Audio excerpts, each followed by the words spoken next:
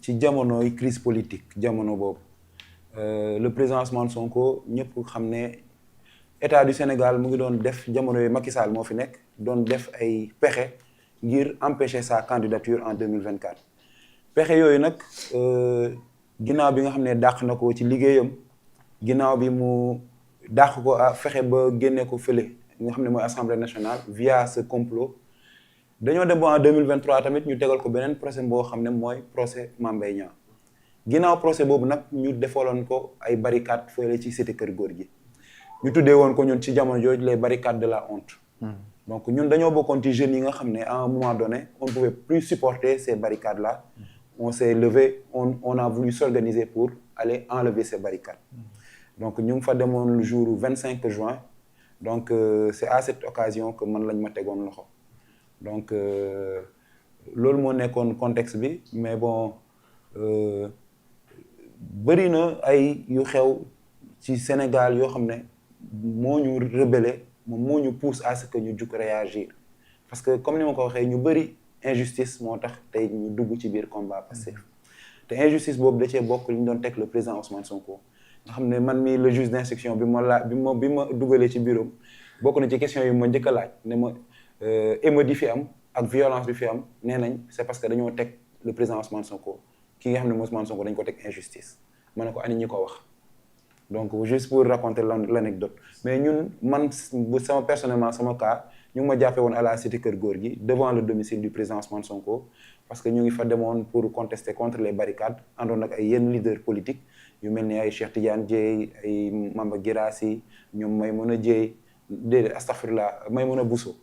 donc ñun ñëpp ñoo àndoon ce jour-là donc c'était pas une manifestation boo xam ne non autorisée wala dara donc on était allé tranquillement en bon citoyen parce que dañoo jàpp ne dafa am ay droits inaliénables yoo xam ne sénégalais bu nekk da nga ko war a jouir te nit nag ñun suñu leader daf ñu jàngal say droit yi nga am ak say liberté amul benn concession boo ci war a mën a maye sa droit da nga koy exercer ba fu mu mën a yem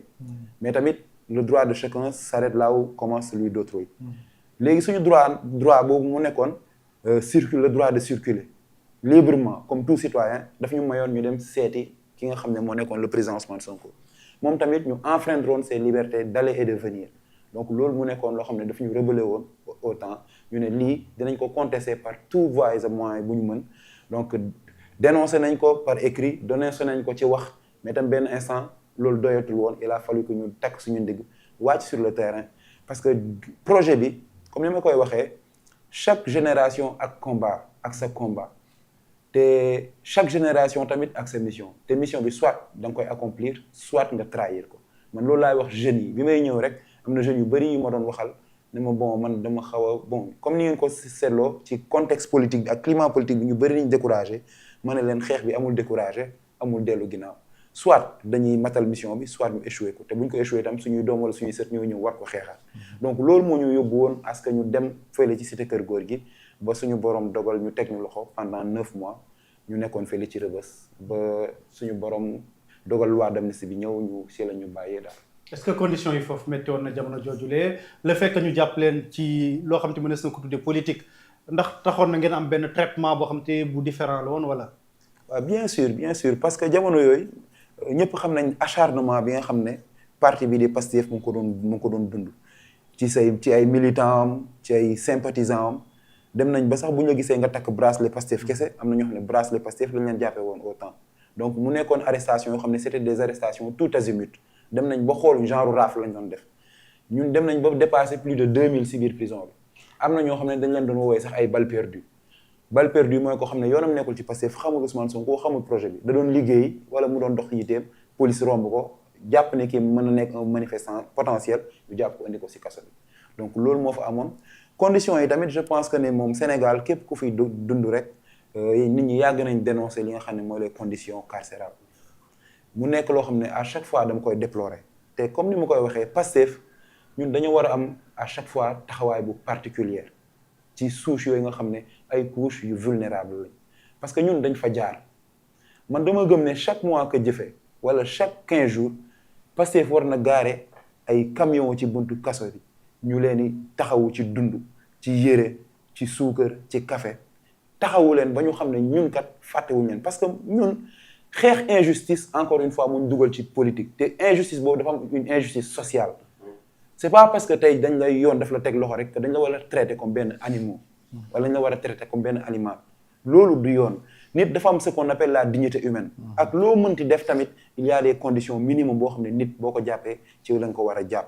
donc Rebeuss malheureusement ces conditions là n'étaient pas réunies ñun ñu dugg fa en tant que des patriotes tamit dugg fa mëne fa ay combats yu bëri ku fekkee gars yi may seetaan nekk woon fa dinañ xam li ma wax yàgg nañ fa mën ay grève de la faim yenn saa yi dem nañ sax ba mutiner wu en prison lépp pour améliorer les conditions de vie des prisonniers yoo xam ne fekk nañ leen fa ñi croupir fa pendant 5 ans ñi pendant 6 ans ñi pendant 10 ans détention arbitraire yi loolu bu weesoo muy conditions yi tamit yi nga xam ne moom la prisonniers yi di nekk benn néeg boo xam ne 100 mètres carrés nga def fa plus de 200 personnes plus ou plus ak benn robinet boo xam ne 200 personnes yëpp ci lañ war di naan ku nekk yor sa war ci root sa butéel war ci sangu boo bëggee saw ci nga war a wisu boo bëggee dem ginnaaw kër tamit ñu baal ma si kàddu gi ci nga war a utiliser benn robinet benn toilette ci néeg boo xam ne plus de 200 personnes tëdd bi tamit bu jotee nit ñi dañ leen di entassé comme le paquetage jàpp naa ne ñëpp xam nañ li xew foofu noonu parce que détenus yi wax nañ ci waxati ci ñun ba léegi ñu ngi traîner ay séquelles da ngay génn te bi ma génnee léegi ëpp na 2 ans ba léegi maa ngi traité sama yaram ay séquelles yoo xam ne ci prison bi la ma toppee te faju naa dem naa si hôpital yi te man yàlla dimbali na ma am naa tuuti moyen imaginez victime yi nga xam ne amuñu moyen boobu démb rek avant may ñëw ñu bëri dañ ma interpellé bi ma dugalee annonce bi ci suñu groupe dugal naa ko ci collectif des détenus politiques invitation bi dugal naa ko ci rassemblement des victimes am na ñetti blessés yoo xam ne contacté nañ ma kenn ki mu ngi tudd Serigne Saliou Niang keneen ki ñeneen ñaari ñi jàpp ma seen tur nag ñu baal ma mais man maa dugg ci groupe bi laaj solliciter à ce que les blessés ñu ñëw wax ma seen ay problème ak jafe-jafe yu ñu am mais Serigne Saliou Niang boobu ma lay wax on l'a amputé d'un pied benn tànk bi dañ ko dagg maa ngi yor fii ay vidéo am yor ay photom benn tànk lay doxee fi mu toll nii parti bi taxawu na ko ba ñu jëndal ko protège mais instant yii nii jàppul si dara nit nag boo xam ne dafa sacrifié wu pour une cause dem ba ñàkk un membre nekk un infirme kooku parti bi taxoon mu doon sacrifié wu waru ko seetaan waru ko fàtte waru ko bàyyi ginnaaw man question yooyu ñoo ma tenir à cœur moo tax à chaque fois ñuy xalaat ay solution di xalaat ay pexe ñun amuñu doole bu ñu mën a jàppale détenu bu nekk mais suñu borom dimbali ni suñu kàddu am fu mu mën a yegg léegi nag état bi la ñuy ñaan nañu gestuwaat gën a organiser wu même le parti Pastef am na loo xam ne waru ci xaar état du Sénégal tey jàpp naa ne war nañ am une caisse de solidarité pour les blessés au niveau de Pastef boo xam ne blessé bu nekk tey jii nii bu présenter les garanties les garanties yu ak les preuves yi wane ne yow mii kat tu es un blessé yaa ngi war a faju parti bi du ci xaar dara mu jël la donte am na yu nekk di xew mais dañ ko war a gën a formaliser gën ko instituer détenus yi tamit dañ leen war a utal ñi nga xam ne ay blessé lañ dañ leen war a utal ay carte de santé comme ça ñu mën di faju gratuitement parce que ñu bëri instant bi amuñu seen loxo jotul seen ginnaaw am na ci benn blessé boo xam ne moom problème mu bët la am xam nga ku am problème mu bët vraiment kooku mënatul dox ay soxlaam mënatul dara am na ci koo xam ne bi may ñëw moom bal lañ ko dóor si tànk instant bi mu ngi ci ay situation xam ne ndoxam sax këram duñ ko coupé depuis plus de 4-6 mois day dem si koñ bi quartier bi mu dëkk lay dem di root ci kër nit ñi ba mu ne ma nit ñi léegi dañoo mujj di jut ay cadenas di tëj seen robinet yi tellement que ni mu leen sonalee donc cas yooyu yëpp nga koy dégg donc da ngay xam ne maanaam taxawu bi ak ni ñu leen waroon jàppalee dëgg-dëgg parti bi man foofu dama leen ni xaw a interpeller à chaque fois nañu gën a gëstu les détenus mais au-delà de ça ñi nekk ci biir prison bi nañu tabax yeneen prison nañu améliorer gis nga Pastef su rendre cette justice sociale là ils auront trahi simplement loolu mooy le mot ñun dañu gëmoon ne bu ñëwee li ñu naan li ñëpp bokk ñëpp dinañ ci jot ñun loolu moo taxoon ñu doon muyee la mayo bëgg ñi nga xam ne tey jii ñu ngi ci yenn conditions yi ñu fexe ba ñu xaw a dund si aafiya jam ñaajo yaatu na tool yi yaatu na le ministre de la justice Ousmane Diagne ay jamono am na projet bu mu fi waxoon mooy les domaines agricoles carcéraux mu nekkoon un projet boo xam ne baax na mais ba léegi doo gis suite parce que tamit prisonnier nga tëj des milliers et des milliers de jeunes ñu am doole chaque jour ñuy tëdd di yeewu di lekk di naan sans aucune activité bu ñu génnee tu n'auras rien fait pour les réinsérer socialement plus da nga leen di gën a sax encourager ñu dellu si ñu nekkoon parce que xamuñu leneen wanoo leen leneen si biir prison bi war na am des centres de formation war nañ leen jàngal menuiserie si biir war nañ leen jàngal cordonnerie war nañ leen jàngal façon métier bu nekk ba bu ñu génnee ñu mën a am si lu ñu jàpp mën a am xam-xam boo xam ne au moins génnaale nañ ko fa donc pour bañ a guddal voilà en quelque sorte conditions yi nga xam ne mu ngi foofu ci biir Rebeuss ak conditions yi nga xam ne victimes yi en général ñu ngi koy dund en ce moment. jërëjëf Lamine dinañ ko gën a yaatalaat ba ci kañat bi nga xam te ni lancé nga ko jamono jëlee juriste nettali na li nga xam te ni lenn ci sax ci li mu dund 18 mois après bi Pastef fekk au pouvoir ak léegi question bi mu ngi nekk toujours d'actualité justice pour les victimes justice pour ñi nga xam te dañ leen arrêté woon arbitrairement est-ce que lu ñu mënoon a xaar la. Bizarrement Ismaïla quand il explique da ngay am ay frissons parce que da ngay constater ne par exemple peut-être am na ñoo xam ne présentement ñu ngi embourgeoisé wu parce que am na yenn poste de responsabilité yi mais am na ci ñenn ñoo xamante ne ni ils se sont sacrifiés bu ma déggee ñoo xam muy expliquer am na ñoo xam ne ñàkk nañ seen i cër am na ñoo xam ne am na ay séquelles là c'est terrible loolu moo tax l'interpellation qu'il a faite en tout cas au pouvoir public day nekk lu légitime ci ñaari anam non seulement ñooñu nga xam ne ils se sont sacrifiés pour la patrie ba am ci ay séquelles état waru leen a seetaan war nañoo am prise en charge état di ko fay loolu ce n'est rien pour un état c'est-à-dire nan bàyyi Ismaïla gis nga am na ci yenn yoo xam ne d'accord naa état mënta dimbali ñëpp ñu participer woon ci projet bi mënuñu am ay poste de responsabilité état mënu leen a jox xaalis mais am na loo xam ne c'est le minimum xam nga mooy lan mooy nit ki nga jëlee ko au moins en charge d'un point de vue sanitaire loolu état bu wax mënu ko waxoo lu am état li man weesu na loolu tey amul kenn koo xamante ne waroon na nekk un blessé par rapport à ces manifestations là état bi di la bàyyi en rade dara waruñu ko defal seen bopp en termes de soins sanitaires état moo waroon a jël en charge lépp loolu non seulement état mën nañ leen ko mais dafa am leneen mooy lan li muy wax nii day gën a interpeller les pouvoirs publics par rapport à la reddition des comptes gis nga reddition des comptes bi ak crime de sang yi bu ko état bi réussirul même bu ñu transformé woon Sénégal comme États-Unis am na ñoo xamante ne nii ba léegi dina am lu leen dina xari parce que le seul fait que nga constaté ne par exemple am na ci ay autorités yoo xam ne ñu ngi continuer di dund am même courage di continuer di def ay émissions di jeter le pauvre sur Pastef te ci seeni responsabilité moo tax tey jii man par exemple ma toog di seetaan en tant que maman may seetaan kooku noonu di wax tey jii di continuer di tirer alors que moom bi muy am poste de responsabilité laa ñàkkoon sama doom gis boobu ngay continuer di ko gis yenn autorités yi ñu jàkkaarloo yow en face mel ni comme si non dara xewul loolu rek déjà mën na créer benn rancune boo xamante ne nii les familles des victimes mënuñu ko baal l'ancien régime et pour véritablement atténuer parce que on peut pas solutionner parce que une perte de vie humaine est irremplaçable ne serait-ce que pour atténuer la souffrance de ces familles là mais justice am mais 80 et quelques personnes décédées yow Ismaïla jusqu'à présent on nous parle d'enquête mais les procédures ne bougent pas aucune arrestation n'a été constatée dans la situation factuelle ñu nar a continuer nekk ci suñu logique boobu noonu mais loolu je crois que nekk na leen loo xamante ne nii bu ko régime bi réussirul même lu ñu mën a réussir en termes de réalisation dina laisser benn plaie boo xamante ne nii ci yenn patriotes yi yenn famille des victimes yi dina nekk leen loo xamante ne luy difficile une pilule très amère à avaler et yaakaar naa ne ñoom ils ont tous les leviers vous avez véritablement une assemblée nationale boo xam ne am nga fa majorité la justice elle est là pour faire son travail le ministre de la justice a la possibilité en tant que véritablement garde des sceaux boo xam ne mën na jox ay directives le procureur de la République pour mu entreprendre des poursuites parce que article 28 du code de procédure pénale jox na opportunité le ministre de la justice mu enjoindre le procureur par rapport à des dossiers nekk xoolal ma dossier bii nii donc de ce point de vue là Ismaël à partir du moment où tous les leviers sont là qu'est-ce qui reste il y a un manque de volonté te manque de volonté boobu lu ñuy gën a dem le temps joue contre le régime ils ont déjà fait 2 ans 3 ans moo ci des dañuy dem ci joute électorale en 2029 léegi est-ce que ça ne sera pas un échec ñu def un mandat de 5 ans ñu nekkat 80 personnes ñàkk nañ seen bakkan mais aucune arrestation n'a été opérée aucun procès n'a été ouvert donc loolu dina yaakaar naa ne dina gàcceel justice du Sénégal te régime bii nii dañoo am le devoir et l'obligation morale et historique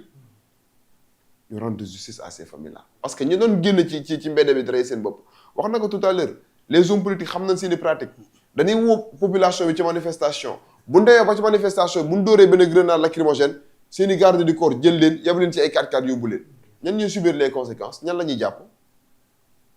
léegi ñooñu ñu doon jàpp ñu doon dóor ay bal présentement ñoom ñoo ci des léegi yow mi nga xam ne tey jii nii yaa créé woon situation boobu noonu présentement tu t'embourgeoises dootul leen digg di sax ñuy wax ci yenn yi donc loolu day nekk situation boo xamante ne buñ ko corrigé wul en tout cas dina continuer di créer une injustice au sein de certains militants yi nga xamante ne ni lor nañ ci événement yooyu. Pape Samba yi tamit un commentaire sur ça est-ce que mëneesoon na xaar ni 18 mois après dinañ continuer di réclamer justice pour les détenus pour les victimes ak yooyu ba léegi. déjà di féliciter Lamine ci engagement bi nga xamante ni jot na ko am par rapport ak récit bi nga xamante ni yëpp def na ko et je pense que loolu mooy devoiru bépp citoyen boo xamante ni jàpp nga ni sa réew ñor na la maanaam la constitution te donne ces droits là donc man ma jàpp ni nag moom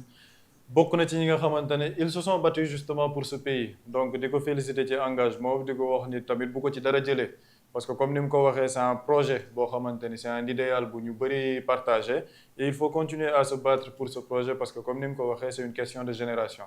maintenant par rapport ak la question des victimes je crois que man ak juriste ça fait 2 semaines ou 3 semaines ñu ngi ciy wax c'est-à-dire que man ce que je ne peux pas comprendre on ne peut pas vouloir faire la lumière sur Thiaroye 44 bàyyi li nga xamante ni xew na fi 2024 bi c'est-à-dire que c'est quelque chose boo xamante ne boo koy utal explication wala lay doo ko mën a layal parce que Thiaroye 44 ba muy am ñun ñii ñëpp kenn nekku fi maanaam yàgg na lool l'actuel président de la République fekkeewu ko s'il peut avoir la volonté politique et la volonté mémorielle maanaam pour dellu si li nga xamante ne moom mooy sa devoir de vérité pour Thiaroye 44 ak ni nga xamante ne noonu la ko France taxawalee woon mais à plus forte raison li nga xamante ne xew na fi te matul 2 ans matul 3 ans et puis man damaa jàpp ni par rapport à ce dossier l'État du Sénégal et les autorités sont tombés dans un piège de la rupture ce piège de la rupture mooy bëgg wane ne ñoom dañoo tëddee njaxanaay bu baax et que après il appartiendra à la justice de faire son travail que ñoom daal waruñ lor kenn dañoo war a xool même bu fekkee ni ci seen biir am na ñoo xamante ni dañoo tooñ pour que affaire bi daal mën a nekk une affaire équilibrée ci traitement bi mais li fi xew Sénégal nit ñi dofuñ fàttewuñ dañ ko dund il y avait un régime répressif boo xamante ne ay Sénégalais dañoo jug pour défendre leur État défendre la démocratie seen constitution may leen ko régime boobu ne loolu du fi amee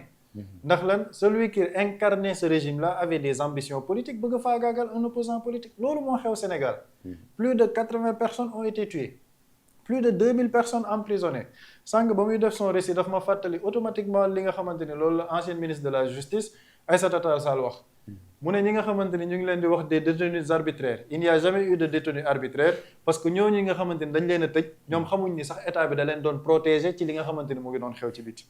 mais tu te rends compte tu protèges ton citoyen en le mettant en prison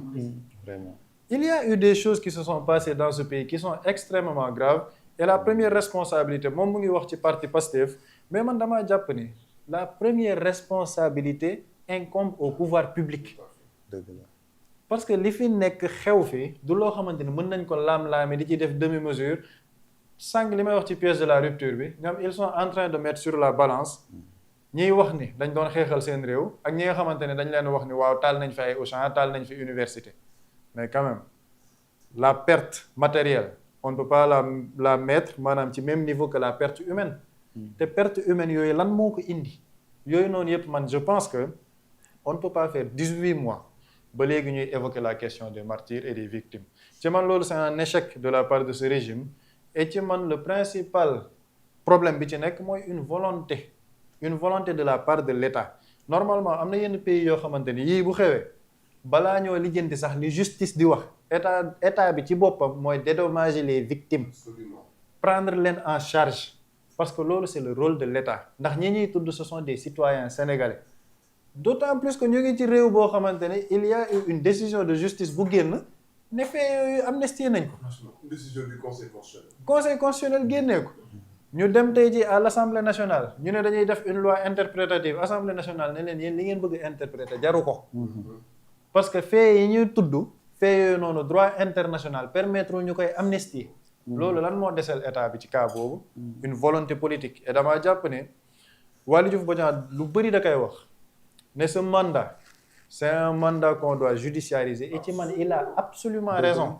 parce que les problèmes économiques yi sénégalais yi di dund amul dara lu leen ci bett xëy na dette cachée bi moo leen ci bett mais am nañ njort bu rafet ci autorités yi par rapport ak liggéey bi ñu ci war a liggéey et gis nañ liggéey bi ñu ci liggéey aujourd'hui on parle du plan de redressement économique et social ak yeneen mais je pense que la première attente de la majorité de la population sénégalaise c'est par rapport à cette justice justice boobu mooy lan delloowaat nit ñi seen àq ak seen yelleef remettre en place une équité sociale bi mooy lan yow c'est pas parce que DG nga wala ministre nga mën nga def lu la neex ci biir réew mi quand le pouvoir passe ci yeneen loxo dara du la ci fekk l'importance de la reddition des comptes parce que li ñuy wax nii yépp lan moo tax moom mu ngi ne am na lu bëri loo xamante ni daf leen a rebelle moo tax ñu génnoon di ko exprimer mais li leen rebelle ci par rapport gestion publique bi bokk na ci des gens qui sont dans le pouvoir ñu jékki saa yow ñu ne tu es ministre en 2 ans 3 ans tu es milliardaire da nga am immeuble fële wala nga am leneen ak leneen seen doom yi di dawal am un train de vie mais absolument incroyable et ça ne choque personne ça n'interloque personne le président de la République il est élu am une majorité confortable à l'Assemblée nationale lenn moo ci des une volonté politique pour rendre justice aux Sénégalais et ci beneen point bi nga xamante ne bëgg naa ko wax pour terminer mooy par rapport aux conditions ci biir prison yi man damaa jàpp ne au Sénégal on a une politique d'incarcération mais on n'a pas une politique de réinsertion sociale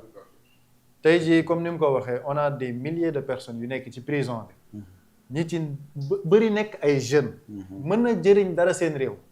mais pourquoi tey formation professionnelle bi ñuy wax mais il a soulevé question très importante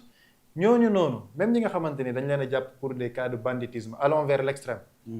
même boo leen fa jàppee dugal leen lan moo tax nga dugal leen foofu pour yar leen pour wax leen ni il y a une vie en société boo xam ne da nga war a respecter lii kooku boo ko bëggee yor da nga koy boo ko bëggee yar da nga koy jox au moins bi ay moyens yoo xam ne bu génnee dina am ci lu mu jàpp une politique de réinsertion on ne peut pas comprendre qu'au Sénégal à chaque fois qu'on parle de prison biir Dakar bi on ne parle que de Rebeuss prison Rebeuss la ñuy wax Sébikotane Tambacounda alors qu'on a des espaces yoo xamante ni war nañ fa mën a def ay prison lenn lañ lay wax dañ naan le président bu ñëw Sénégal du bëgg tabax prison parce que dañ ne ko yaa fay jiitu man nag ma jàpp ni loolu nag il faut respecter un peu la condition de vie humaine il faut respecter la dignité humaine et il appartient à ce régime bi nga xamante ni dañ leen a fal au bout d'une révolution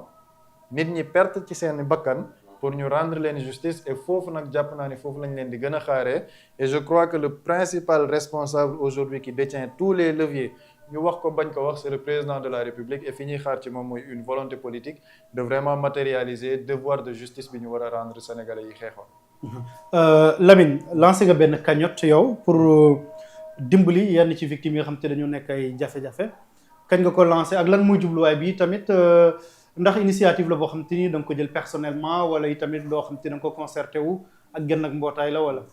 non initiative bi mën naa ne c'est une initiative concerté mais très restreint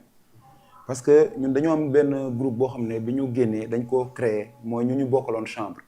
ñu ngi tudd groupe ex chambre 48 groupe WhatsApp la léegi si biir groupe bi dafa am suñu benn grand boo xam ne maa ngi koy nuyu de passage grand Mor Gueye ñu koy Mor Gueye commandant bokkoon ci dossier force spéciale donc moom moo dugal benn vocal di nettali benn anecdote boo xam ne ñoom président Ousmane Sonko daf leen recevoir récemment lu yàggul dara doon leen wax que ni moom salaire am nanguwu ko laal depuis bi mu jëlee fonction nekk ministre ba léegi moom président Ousmane Sonko ndax bëgg ko dajale ba mu mat benn somme mu jébbal ko ñi nga xam ne ñooy victimes yi mu leer la ne lii président Ousmane Sonko daf ko def pour rendre quelque part une justice sociale à ces victimes là xam ne justice amul comme que mënuñu am justice ba léegi pour ces victimes là c'est une manière de les rendre justice man mi ma ko déggee man maa contacté grand Mor Gueye ma ne ko lii la président Ousmane Sonko wax mu ne ma waaw ma ne ko man du ma nangu président Ousmane Sonko di ñu gën a gore mu ngi dëkk si di ñu gën a gore bu ñu nangu loolu nañu créer dara loo xam ne même bu nekkee patriotes yi nekk Sénégal yëpp ak ci diaspora ku nekk da ngay joxe 1000 francs nañ ko dajale lu mu toll ñu ñëw ba si moom jébbal ko ne ko lii ñoo ko jàppale si victimes yi lii moo jur initiative bi bon man ak grand Mor Gueye ñoo ci waxtaan mu ne ma doxalal à la base nag pour dire vrai dama bëggoon collectif des ex-détenus politiques porter initiative bi mais bi ma leen ko waxee y avait beaucoup de réserves ñu bëri d'accord ñu si woon parce que ñoom ñu bëri ñu ngi naan non ñun dañoo am problème en tant que détenu am na ay blessés non mënuñu def ay cagnotte pour les blessés pour les martyrs man nangul leen ko parce que kenn ku nekk ak sa tolluwaay ci projet bi comme ni ma koy waxee rek man dama am benn particularité boo xam ne dafa nekk si man je suis toujours dans la position de donner plus que dans la position de demander donte aw ma lu ma donner nag mais le don de soi pour la patrie man nekkul un slogan pour man lu ma gëm la lu may dund la te dama xool sama leader xam ne kii le don de soi pour la patrie lu mu gëm la lu muy dund la ma nekk ci yoonam topp si ginnaaw loolu moo tax ma gëm ne ñun patriotes yi initiative yi nii waruñ ci xaar sax parti bi wala kenn war na nekk des initiatives spontanées loolu moo waral bi ma waxtaanee grand Mor Gueye ne ko ñu bëri nag émettre nañ ay réserve mu ne ma Lamine bul xalaat foncel maa ngi sa kanam maa ngi sa ginnaaw yàlla mën na si jàpp loolu moo waral ñu dem maa ko porté mu ngi sama ginnaaw mais pour mu nekk lu gën a inclusive ubbi naa benn groupe WhatsApp boo xam ne tey ñu ngi toll ci presque 6 membres yi mooy Mor Gueye moom ma la wax ak suñ beneen xaritu ex-détenu Yaaya Coulibaly ak soxna Jaariyatu bi nga xam ne influenceuse la mu ngi nekk États-Unis man dama ko si dugal pour am droit de regard si li ñuy def ak beneen journaliste bu ñuy wax Madiba borom télé patriotique du Sénégal dama ko dugal si biir groupe bi ainsi que soxna Mariama Gaye une dame boo xam ne elle est sur Facebook très suivie bi mu gisee initiative bi rek daf ma contacter ne ma initiative bii de dafa rafet yow yaa ko initié ma ne ko waaw maa ko initié mu ne ma est-ce que mën naa si jàpp ma ne ko avec plaisir mu commencé di si jàpp di def ay post yi moom elle est très suivie ba ñu atteindre ci gaawaay ci 2 jours lañu atteindre 2 millions et quelques mais depuis quelques jours da ngay gis ne cagnotte bi dafa stagné parce que ñu bëri peut-être du ñu xam ñan ñoo ko initié du ñu xam ndax lu fiable la te loolu tam da nga leen koy nangul mais tamit autorités yi nga xam ne ñoo nekk autorité Pastef yi mën naa ne presque yëgal naa ko si ñu bëri damay jël exemple rek à chaque fois Amadou Ba ministre de la culture moom ñoo ko envoyé message daf ma ne c'est une initiative très noble mais da nga ko waroon yëgal le secrétaire général du parti Ayib Daffé avant nga koy enclencher ci saa si ma ne ko j'avais pas cette information mais je tiens tout de même à informer Ayib Daffé si la message Ayib Daffé wax ko présenté wu wax ko initiative bi présenté ko lépp ne ko nag nous sommes des jeunes yoo xam ne ex-détenus des victimes mais yuy dox tamit ci ay valeurs di dox si jubal jubbanti donc tout ce qui est lépp lu laal ci wàllum transparence ak wàllum maanaam li ñuy jëlee ci nit ñi ñu def ko fañ ko war a def loolu bu leen am benn inquiétude mu ne ma bon c'est bien reçu moo tax ñu am sañ-sañu di dox ci initiative bi doon di gis nañ ne autorités yu bëri dañ ci xaw a teey dañ leen koy nangul nag parce que affaire xaalis la te Sénégal ñu jub ñi ñoo yàqal ñu jubadi ñi mais may dalal xelu ñëpp je tiens à dire à tout le monde que cette initiative n'a rien de politique cette initiative n'a rien de personnel man defaluma ko pour sama bopp fayuma courant fayuma ndox fayuma dara alhamdulilah maa ngi sant yàlla mais initiative bi dafa nekk loo xam ne dañ ko def pour le projet dañ ko def pour le président Ousmane Sonko parce que pour man la meilleure façon de se solidariser auprès du président Ousmane Sonko c'est que combat yi mu nekk nga koy topp ci combat yooyu te nekk ci wetam bu gestoo gis la loolu moo animé suñu engagement ci moom loolu moo waral tamit cagnotte bi nga xam ne ubbil nañ ko pour les martyrs mais exclusivement pour les martyrs parce que comme ni ma koy faral di waxee il y a une symbolique man dama gëm symbolique te comme ni nga ko waxee famille victime yi ak ñi nga xam ne ñoom ñoo ñàkk seen doom wala seen rak bu ñu defoon 50 ans ci pouvoir bi def fii ba mel ni Dubaï te rendre leen justice on aura trahi man je n'ai pas peur de dire les mots Sénégal ñun dafa am ay idéaux yoo xam ne ak ay principes yoo xam ne dañu ci woo ba ñu ñëw wuy si ngallaawaay buñ mës a wàcc principe yooyu te bala ngaa naan naam da nga fay nekk nit da ngay loyauté dafa bokk ci valeur ngor ak jom ak gore loolu ay valeur la yoo xam ne dañ ko war a cultiver te ngor nag ak gore mu ngi ci ànd ñi nga àndaloon di xeex ba yàlla jox la nga bañ leen fàtte donc je pense que ni lii initiative la yoo xam ne autorités yi sax nga xam ne ñoo njiitu parti bi ñooñu si waroon jiite mais malheureusement constat bi mooy ay jeunes ngay gis yoo xam ne ay jeunes victimes ñoom ñoo jug di def yenn initiative yi ba pare wéet ci lool am naa sama benn xarit boo xam ne maa ngi koy nuyu de passage Sampes la tudd fan yee daf ma invité woon Thiès ma dem ba foofu dans la prison de Thiès mu créé woon fa benn initiative bu am solo boo xam ne il a en collaboration avec le FONGIP mu def fa benn séance de formation boo xam ne formé nañ 100 détenus ci les métiers de l'entrepreneuriat. Macha Allah. te c'est un simple ex-détenu donc loolu ma si woo suñu autorités yi ak ñi nga xam ne tey jii suñu borom dénk na leen ndombal tànk di leen wax ne lii buñ ko initier wuñ ko pour suñu bopp ñoom lañ koy defal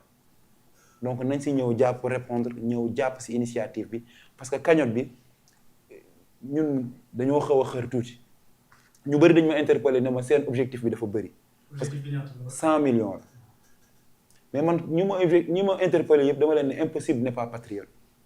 patriote yi bu ñu bëggee dajale 1 milliard tey dans une semaine dañ koy dajale problème bi mooy est-ce que bëgg nañ. fan la ñu mën a gisee lien yi ñi nga xam ci bëgg nañ ci participer. bon lien yi am na lien Kopar Express boo xam ne ku dem ci sama page Lamine Ndaw entre parenthèses le patriote boo demee di nga fa fekk publication yi di nga fa fekk lien yi affiche yëpp mu ngi fa. dinaa leen envoyé yéen tamit lien yi avant may jóge fii envoyé leen affiche yi et tout lépp loo xam ne transfert la ku ma transféré damay capture sa transfert bu nekkee da nga ko envoyé par Wave parce que am na numéro sama numéro mu ngi ci affiche bi am na Wave am na Orange Money parce que du ñëpp ñoo mën a utiliser application yi mais boo ma yónnee sa xaalis dama la koy dugal ci application bi defal la capture d'écran yónnee waat la ko ba pare dugal ko ci groupe collectif yi nga xam ne ñun ñëpp ñoo fa nekk ñëpp di am droit de regard ci li ñuy xew ba pare bu collectif bi passé lépp loo xam ne capture d'écran la wala jot naa ko comme transfert dañ koy génnee teg ko ci table def le calcul ba mu mat lépp ñu publier ko kon loolu yaakaar naa ne kuy bëgg loolu leer rek loolu jàpp naa ne leer na. jërëjëf Lamine xam naa ba la ñuy yëkkati jotaay bi juriste dafa am question boo xam te ni Gora Sylla daf koy poser lu bëree